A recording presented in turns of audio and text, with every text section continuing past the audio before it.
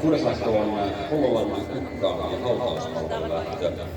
Tamman 15 tähtiä Suomessa syntyneille läpiverisille 2140 metriä. 9 valjassa mukana. Runsaat 100 metriä.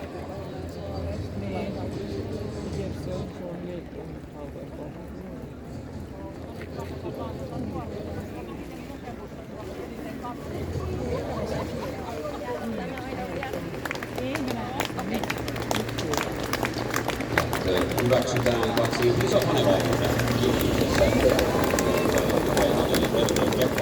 Rinnalle otetaan 3 extra fast Ken. Toiseen puolustusva 8 Verritsoa.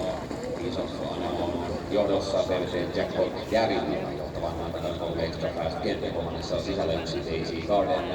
Sisältään 45 Miss Cash. Kolmannessa ulkona Verritsoon takana puolestaan 9 Midmatch. Hänellä sisällä 7 Chanel, jotka ratkaistaan lisää siis Dragon, ensimmäinen puolikas Isos Anemon, Juha Ulla, 5.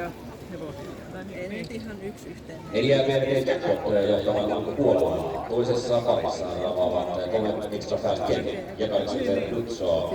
Yksi Garden sisältää kolmantena alkupuolella on 9 Midmatch. 5 Miss Cash sisältää neljäntenä. Tämä on siis Assassin's Dragon.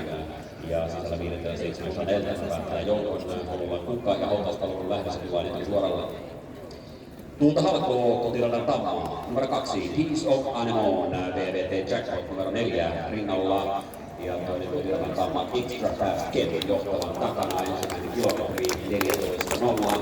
8 Verritso toisessa ulkona. Sitten yksi AC Garden ja 9 Midmatch kolmannessa vahvassa. Nyt takana sisässä siinä ja sisällä 7 Chanel. 900 metriä maaliin. Tilanne ennallaan Piece of Anemon, PVT Jackpot, siinä kärkää kaksikko. 3 extra fast Kempon johtavan takana. 8 Verritso toisessa ulkona. Ja pari alussa jatkavat myös 9 Midmatch sekä 6 Sassy Dragon.